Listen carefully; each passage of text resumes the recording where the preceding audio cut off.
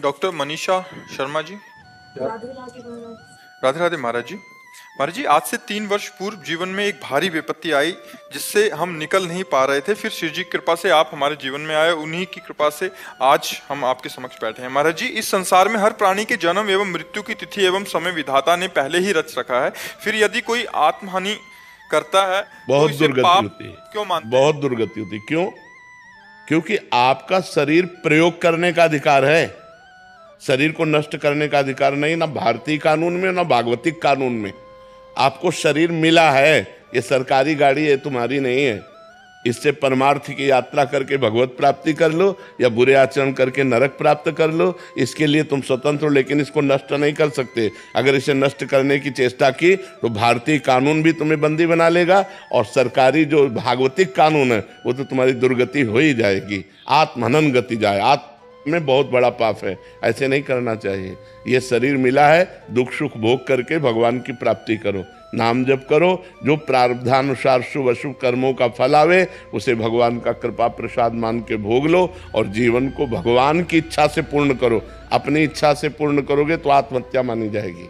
महाराज जी, ये पूछना चाहती हूँ कि यदि कोई आत्मा हानि करता है तो ये भी तो विधाता ने ही रचा है। नहीं नहीं, ये विधाता ने नहीं रचा, ये मन ने रचा है, ये मन ने रचा है। जो पाप कर्म किए जाते हैं वो निगेटिव चिंतन पैदा करते हैं, नकारात्मक सोच पैदा करते हैं, वही डिप्रेशन में ले जाते हैं, वही सुसाइड का प्रेरणा करता है। आप गुप्त रूप से पाप करते रहो, आपका मन ही आपको दंड देगा। आपका मन ही बोलेगा फांसी लगा लो, आपका मन ही कहेगा गोली मार लो, आपका मन ही कहेगा जहर खा लो, आपका मन ही कहेगा रेल की पटरी में लेट जाओ, क्योंकि तुमने पाप कर्म किया। पाप कर्म के कारण तुम्हारी आयु क्षीण हो गई और वो अधोगति को प्राप्त हो रहा है। यह भागवतिक विधान नहीं होता, अकाल मृत्यु भागवतिक विधान नहीं होता, आत्मा भागवतिक विधान नहीं होता। ये हमारे कर्मों का विशेष फल होता है। कोई महान अपराध, महत अपराध बन गया जिससे आत्महत्या का योग लगा। लेकिन महाराज जी, यदि कोई खुद को बेगुनाह साबित करने के लिए कर लेता है, उसका पूर्व पाप है। ऐसा नहीं, बेगुनाह साबित करने के लिए हम आत्महत्या नहीं कर सकते। बेगुनाह साबित करने के लिए हमने अपना प्रयास किया, इसके बाद अगर हमें दंड मिलता है तो उस पाप का दंड मिलता है जिसका हमने भोग नहीं भोगा। कोई गुप्त पाप है और वो पूर्व का पाप, अभी हम अपराधी नहीं हैं लेकिन मुझे सजा मिल रही है तो मेरे पाप का ही फल भोगने को मिल रहा है, अन्य नहीं। मुझे चाहिए आत्महत्या ना करके उस दंड को स्वीकार करके हम भोग लें, चाहे भले फांसी क्यों ना मिले, तो हमारा पूर्व का सारा पाप नष्ट हो जाएगा, हमें भगवान की कृपा प्राप्त होगी। हमें आत्महत्या करने का अधिकार कदापि नहीं, किसी भी परिस्थिति में नहीं है। शास्त्र ऐसी आज्ञा नहीं करते, नहीं, कदापि नहीं। अगर आप निर्दोष हैं और फिर आपको सजा मिलती है, आपको दंड मिलता है, तो आपके उस पाप का फल है जो कोई पाप नहीं जानता। आपने वो पाप किया और कोई जानता नहीं, उसकी कोई प्रायश्चित नहीं, उसकी कोई सजा नहीं, वो पाप आकर के आपको यहां निर्दोष स्थिति में दंड प्रदान कर रहा है। एक हम आपको कथा सुनाते हैं, प्रगट की है, उसे कथानक रूप में कहा गया। एक स्वर्णकार था, वो बहुत बेईमानी से सोने का काम करता था, मिलावट करके असली सोना रख लेना और नकली बना करके देना, ऐसा। और 2 राजकीय कर्मचारी आते थे उसके यहाँ, पुलिस वाले, वहीं रात्रि में सोते खाते पीते, गश्त लगाने वाले जो होते। धीरे धीरे मित्रता हुई और धीरे धीरे सारी पोल हो जान गए स्वर्णकार की, और सब पता चलने लगा कि इतनी संपत्ति इसके पास है। अब उन दोनों ने एक दिन प्लान किया कि स्वर्णकार को मार देते हैं, और सब जेवर और सब बॉक्स में बंद करके निकले। तो सामने वाला लघुशंका करने के लिए निकला, सामने वो मकान वाला, उसने देखा तो चोर जो होता है वो सशंकित नेत्र वाला होता है। तो पुलिस वाले सशंकित नेत्र में, तो उनका तुम कुछ गड़बड़ करके आ रहे हो, रात्रि में निकल रहे हो। तो उनका जाओ तुम अपना काम करो। तो वो बोले नहीं, हम हल्ला मचा देंगे। तो उनका सुनो, कुछ साझेदार बन जाओ, हम तुम्हें दे देंगे लेकिन तुम चुप रहो। बोले हम बेईमान आदमी नहीं है, हम ईमानदार आदमी हैं। और वो लड़ गया। जब लड़ गया तो उनको केस बनाने में देर न लगी, वो बक्सा उसके पास रख दिया और तुरंत हल्ला मचा दिया और कहा इसने स्वर्णकार को मारा है, स्वर्ण लिए जा रहा था, मैंने गिरफ्तार किया। पूरा का पूरा केस उसके ऊपर आ गया। अब उसको बंदी बना लिया गया। गवाही पुलिस वाले कि इसको हमने घर से निकलते देखा है और ये बॉक्स उसकी चोरी का है और इसने स्वर्णकार को मार दिया, और केस पुलिस वालों ने किया था। और ठोक दिया सामने वाले के। अब जब जज के सामने पेश किया गया तो सारी साक्षी उसी के खिलाफ थे, जो सत्य आदमी था। तो उसने रो के कहा जज से कि आप जो सजा देंगे वो तो भोगना ही पड़ेगा, क्योंकि साक्ष्य हमारे खिलाफ है, लेकिन मैं हृदय से कहता हूं मैंने पाप नहीं किया, ना मैंने उसे मारा है, ना मैंने चोरी की है, मैंने ऐसा ऐसा बोला तो मुझे फंसा दिया गया। तो जज के अंदर भगवान बैठे, उन्होंने कहा कि ठीक है हम इसे और खींचते हैं, तारीखें और दी। और एक दिन एक आदमी जो ऐसे ही फुटपाथ में मर गया था, उसके साथ उस जिसके साथ मुकदमा चल रहा था सत्य आदमी को, उसको पुलिस वालों को साथ दिया कि आप इसका अंतिम संस्कार कराएं। जब अंतिम संस्कार करने के लिए गए तो एकांत में कहा कि देखा, कह रहा था हमारी बात मान जाते तो कुछ हिस्सेदार बन जाते और आराम से मौज लेते, हमारी बात नहीं मानी ना, फंस गया ना, अब फांसी होगी तेरे को। और उनके जो सत्य आदमी था उसके पास वो वीडियो बनाने वाला कैमरा लगा दिया गया था। जज ने सफाई के लिए जब वो गया पूरा वीडियो सहित पेश किया, तो सत्य आदमी तो निर्दोष था ही।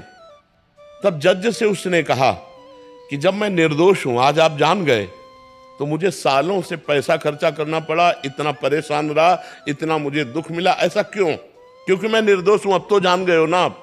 तो जज ने कहा सत्य बताना, इस जन्म में तुमने कोई ऐसा पाप किया है जिसकी सजा ना मिली हो और जिसका प्रायश्चित न किया हो? उसी का दंड आपको यहां निर्दोष होने पर प्राप्त हो रहा है, आप सत्य बताना। तो उसने अपनी घटना बताई, तो वो मृत्यु दंड इधर आकर के उसको फंसाकर इतना दंड दे रहा था।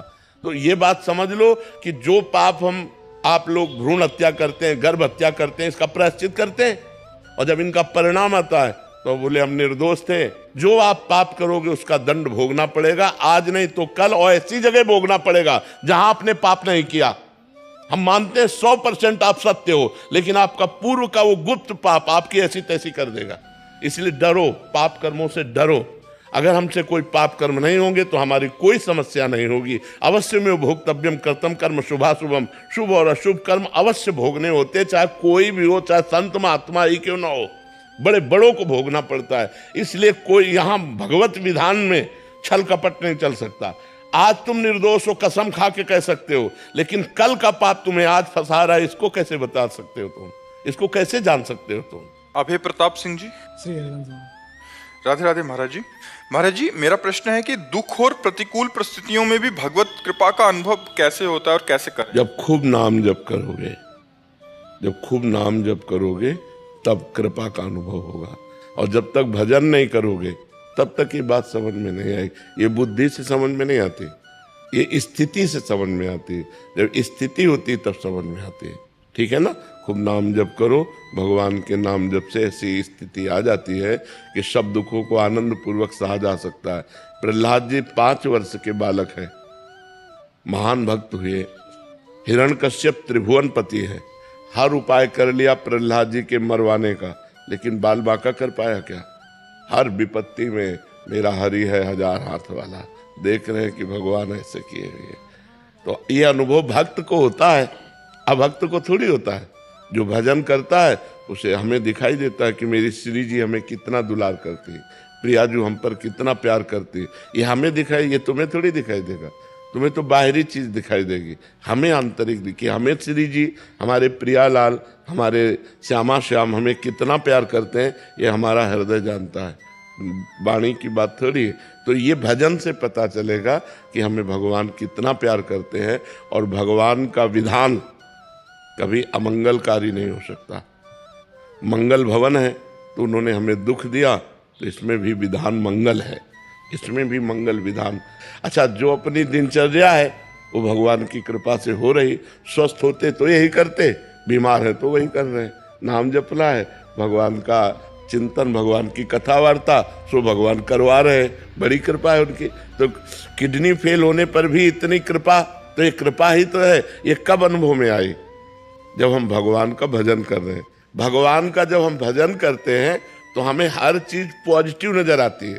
और देखो जो भगवान से विमुख है, शरीर स्वस्थ है, पत्नी है, पुत्र है, और डिप्रेशन में जा रहे हैं, क्यों? निगेटिव सोच बढ़ती चली जाती है। जैसे जैसे पाप बढ़ता है हृदय में, वैसे वैसे नकारात्मक सोच बढ़ती है। और जैसे जैसे हृदय पवित्र होता है तो घोर विपत्ति में भी भगवान की कृपा नजर आती है। महाराज जी, एक साधन अवस्था होती है जिसमें साधक साधना करता है, और एक परिपक्व अवस्था जैसे आज आपकी है।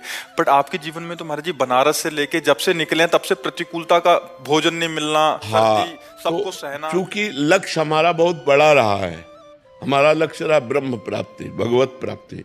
अब इसमें हम कदम पीछे नहीं हटा सकते, चाहे जितना कष्ट मिले। तो वो जो जिसे तुम कष्ट कहते हो, वो हमारी तपस्या बन गई, वो हमारी साधना बन गई, वो हमारी जितेंद्रियता बन गई। महाराज जी तब आपको लगा नहीं महाराज जी? अभी तो महाराज जी नहीं, हमको केवल एक ही बात लगती थी कि हमें भगवान दर्शन दे, और ये प्रतिकूलता को भान ही नहीं। नहीं, बिल्कुल नहीं, कभी हमें नहीं लगा। क्योंकि जैसे अब काशी में थे तो बड़े बड़े अन्न क्षेत्र खुले हुए हैं, बहुत मारवाड़ी अन्न क्षेत्र 24 घंटा चलते हैं।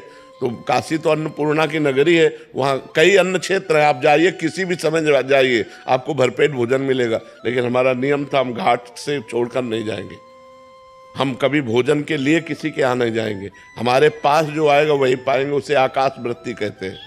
आकाश वृत्ति से जीवन रखा कि मुझे केवल भगवत प्राप्ति करनी है। जी जब 3 दिन भोजन ना मिला हो, वो चित्त की स्थिति महाराज जी आपके अंदर क्या चलता था? केवल रोना आता था भगवान के लिए, गंगा जल पान करके एकांत में खंडहरों में बैठ के रोना आता था, प्रभु कब मिलोगे, कब देना। और महाराज जी उसको अनुभव करना है, दोनों में अंतर है कि जो पेट एकदम हाँ से ललायित बिल्कुल हो रहा है। बिल्कुल नहीं, 7-7 दिन हो गए भोजन नहीं मिले। महाराज जी उस समय मन में क्या था कि केवल गंगा जल पीते। गंगा जल में पावर है, वो मतलब अब तो दूषण बढ़ रहा है, लेकिन गंगा जल में ऐसे पौष्टिक आहार है कि हम कभी लूज नहीं हुए, हम कभी निराश नहीं हुए। हमें एक पावर मिलता था, जैसे दूध पीने से पावर मिलता है, ऐसे गंगा जल से पावर मिलता था। और लक्ष्य था भगवान की प्राप्ति, मर चाहे जाऊं मुझे भगवान चाहिए।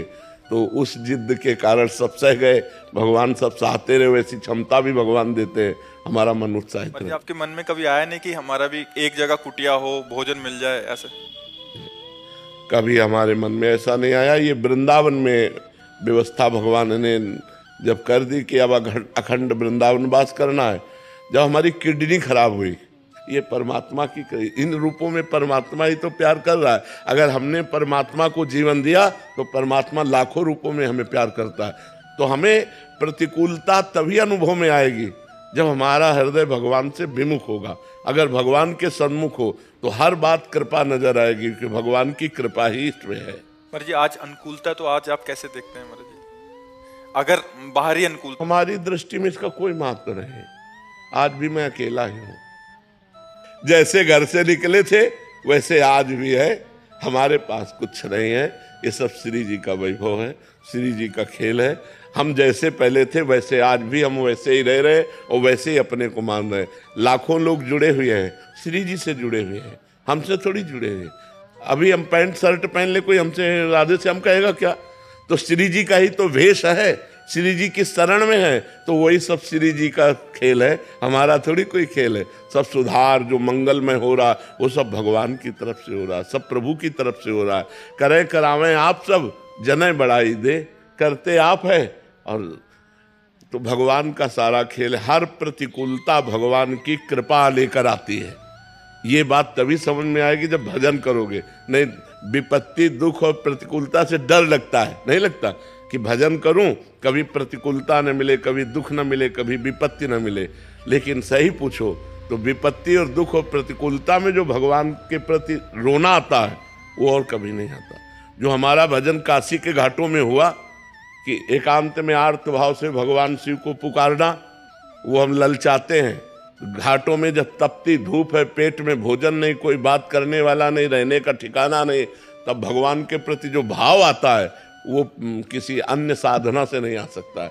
वो कृपा से जब परिस्थिति मिलती, जैसे देखो द्रौपदी जी को वो कभी भाव नहीं आया जब वो परिस्थिति आई कि ना कोई पांडव पक्ष उनका सहयोग कर रहा है, ना कोई सभा पक्ष सहयोग कर रहा है, हाथों में दम नहीं रह गया, दांतों में दबाया, दांतों में दम नहीं रह गया।